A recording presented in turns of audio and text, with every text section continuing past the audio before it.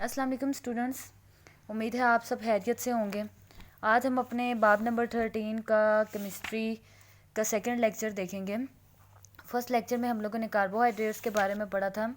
इस लेक्चर में हम लोग प्रोटीन्स और लिपिड्स के बारे में पढ़ेंगे। तो हम स्टार्ट करते हैं। सबसे पहले हमारे पास प्रोटीन हमारे पास अमाइनो एसिड से मिलकर बने होते हैं। प्रोटीन को आगे मज़ीद डिस्कस करने से पहले हम अमाइनो एसिड्स देख लेते हैं कि प्रोटीन जो कि अमाइनो एसिड से बने होते हैं। तो अमाइनो एसिड्स हमारे पास हैं क्या?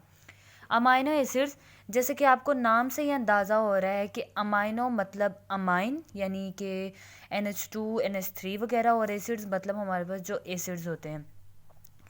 अमाइनो एसिड्स हमारे पास ऑर्गेनिक कंपाउंड्स हैं। और अमाइनो एसिड का जो हमारे पास जनरल फार्मूला है, जैसे देखेंगे हमारे पास कार्बन है तो कार्बन की वैलेंसी हमारे पास 4 होती है। कार्बन 4 बॉन्ड बना सकता है। तो एक तरफ कार्बन के साथ R है, H बॉन्ड NH2 और ये बॉन्ड COOH। जो R है हमारे पास ये हमारा अल्काइल ग्रुप है, COOH हमारा कार्बोक्सिल ग्रुप है, NH2 हमारा अमाइनो ग्रुप है। I repeated again, amino acids हमारे पास ऑर्गेनिक कंपाउंड्स होते हैं।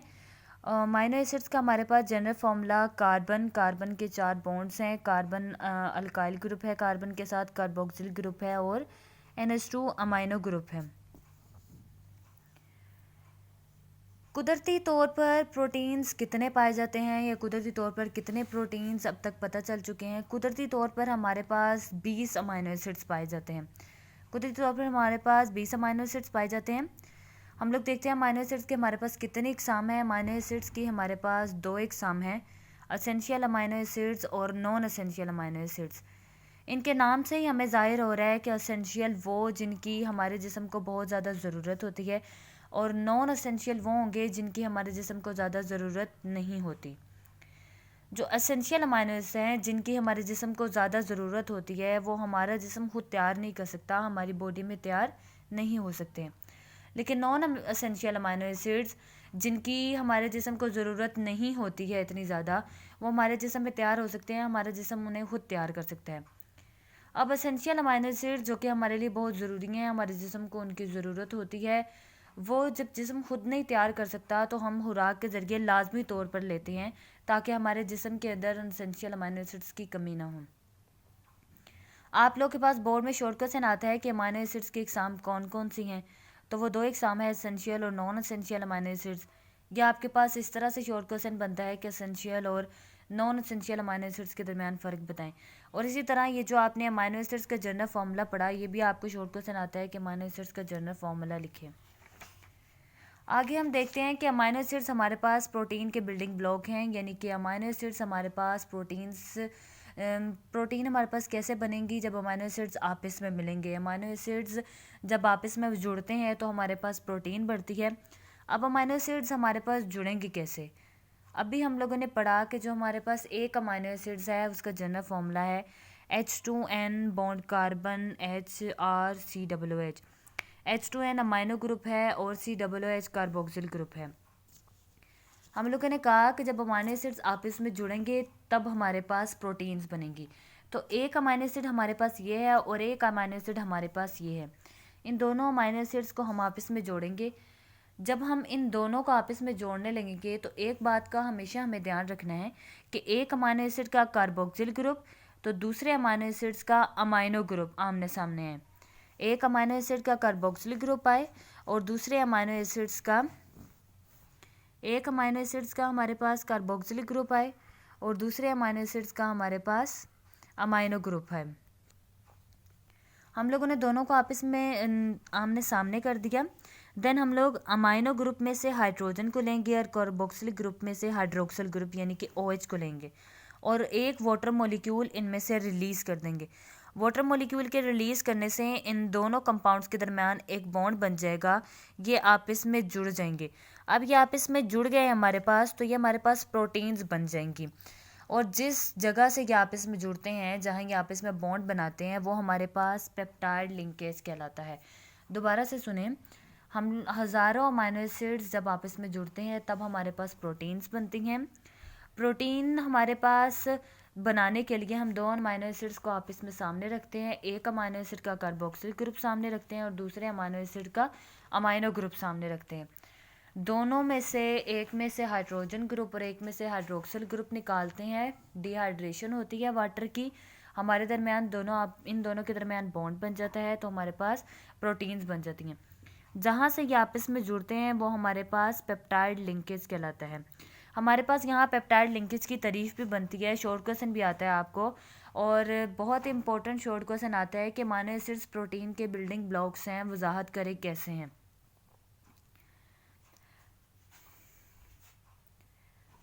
हम लोगों ने स्टार्टिंग में कहा कि प्रोटीन अमीनो एसिड से मिलकर बनते हैं, फिर हम लोगों ने देखा अमीनो एसिड्स क्या हैं, अमीनो एसिड्स कैसे मिलेंगे तो हमारे पास प्रोटीन बनेंगे। अब हम देखते हैं कि प्रोटीन को हम कहते हैं कि ये इंतहाई पेचीदा नाइट्रोजनस कंपाउंड है, इंतहाई पेचीदा भी है और नाइट्रोजनस कंपाउंड भी है। तो देखेंगे हमारे पास इंतहाई पेचीदा क्यों है। पेचीदा इसलिए है क्योंकि जब हज़ारों अमीनो एसिड्स आपस में लिंक होते हैं, एक दूसरे से जुड़ते हैं, तब हमारे पास प्रोटीन बनती है। इस वजह से हम कहते हैं कि प्रोटीन हमारे पास इंतहाई पेचीदा कंपाउंड है। दूसरी बात, नाइट्रोजनस कंपाउंड वो इसलिए कि जिस अमीनो एसिड से मिलकर प्रोटीन बनती है उस अमीनो एसिड में अमीनो ग्रुप यानी NH2 पाया जाता है, और उस NH2 में नाइट्रोजन ज़्यादा वैल्यू रखता है, इसलिए हम कहते हैं कि प्रोटीन हमारे पास इंतहाई पेचीदा नाइट्रोजनस कंपाउंड है। आइए हम बुक से देखते हैं।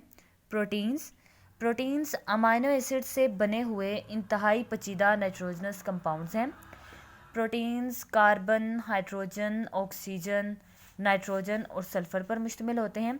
ये अमीनो एसिड्स के पॉलीमर्स हैं। अमीनो एसिड्स एक दूसरे के साथ पेप्टाइड लिंकेज के ज़रिए जुड़े होते हैं। प्रोटीन 10,000 से ज़ायद अमीनो एसिड्स मॉलिक्यूल से मिलकर बनती है। हाइड्रोलिसिस के नतीजे में तमाम प्रोटीन्स अमीनो एसिड्स में तब्दील हो जाती हैं।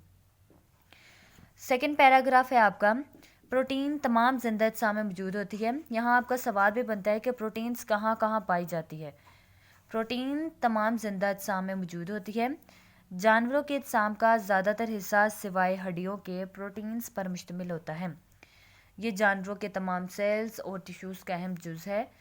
तकरीबन खुश्क सेल के वज़न का 50% प्रोटीन से बना होता है। ये मसल, जिल्द, बालों, नाखूनों, वूल, परों वगैरह में पाई जाती है। ये हम लोगों ने देखा कि प्रोटीन कहाँ कहाँ मौजूद होती है, प्रोटीन कहाँ कहाँ पाई जाती है। यहाँ आपका शॉर्ट क्वेश्चन बनता है कि प्रोटीन कहाँ कहाँ पाई जाती है। नेक्स्ट है हमारे पास अमीनो एसिड्स। अमीनो एसिड्स का जनरल फार्मूला भी है। अमीनो एसिड्स अमीनो और कार्बोक्सिल ग्रुप पर मुश्तमिल ऑर्गेनिक कंपाउंड्स हैं। इनका जनरल फार्मूला है R bond CH bond COOH bond NH2। R हमारे पास अल्काइल रेडिकल है जो कि हर अमीनो एसिड्स के लिए चेंज होगा, हर अमीनो एसिड के लिए अपना एक अल्काइल रेडिकल होगा। मुख्तलिफ अमीनो एसिड्स में साइड चेन R के साथ मुख्तलिफ होती है। अमीनो एसिड्स की 20 इकसाम है बेटा, 20 में से 10 अमीनो एसिड्स इंसानी जिस्म में बनते हैं और ये नॉन एसेंशियल अमीनो एसिड्स कहलाते हैं। बाकी 10 जो हमारा जिस्म नहीं बना सकता एसेंशियल अमीनो एसिड्स कहलाते हैं। हमारे जिस्म को एसेंशियल अमीनो एसिड्स की ज़रूरत होती है और ये खुराक के ज़रिए लाजमी तौर पर मुहैया किए जाने चाहिए। नीचे आपका अमीनो एसिड्स प्रोटीन के बिल्डिंग ब्लॉक्स हैं और ये बहुत इंपॉर्टेंट शॉर्ट क्वेश्चन है कि दो अमीनो एसिड्स आपस में पेप्टाइड लिंकेज के ज़रिए जुड़े होते हैं। पेप्टाइड लिंकेज एक अमीनो एसिड के अमीनो ग्रुप और दूसरे अमीनो एसिड के कार्बोक्सिल ग्रुप के बाहमी मिलाप से पानी के एक मॉलिक्यूल के हरात से बनता है। नीचे देखिए वही रिएक्शन लिखा हुआ है जो अभी थोड़ी देर पहले मैंने आपको दिखाया था कि कैसे अमीनो एसिड्स आपस में जुड़ेंगे और हमारे पास प्रोटीन्स बनाएंगे। ये था हमारा प्रोटीन के सोर्सेज और यूजेस। आप लोग के स्मार्ट सिलेबस में इंक्लूड नहीं है, सो हम वो नहीं करेंगे। नेक्स्ट हम देखते हैं लिपिड्स हमारे पास मैक्रोमोलिक्यूल्स होते हैं। लिपिड्स फैटी एसिड्स से बनने होते हैं। ऑयल्स और फैट्स शामिल हैं लिपिड्स में। प्रोटीन में हम लोगों ने कहा कि अमीनो एसिड से बने होंगे, लिपिड्स में हम कह रहे हैं कि फैटी एसिड से बने होंगे। तो हम देखते हैं फैटी एसिड्स क्या है हमारे पास। फैटी एसिड्स हमारे पास कार्बोक्सिलिक एसिड्स के ईस्टर हैं। कार्बोक्सिलिक एसिड क्या है, कार्बोक्सिलिक एसिड का फॉर्मूला क्या है, या फैटी एसिड का फॉर्मूला, तो वो है हमारे पास R bond carbon double bond oxygen bond CH2। Fatty acids का ये जो ना फॉर्मूला है हमारे पास।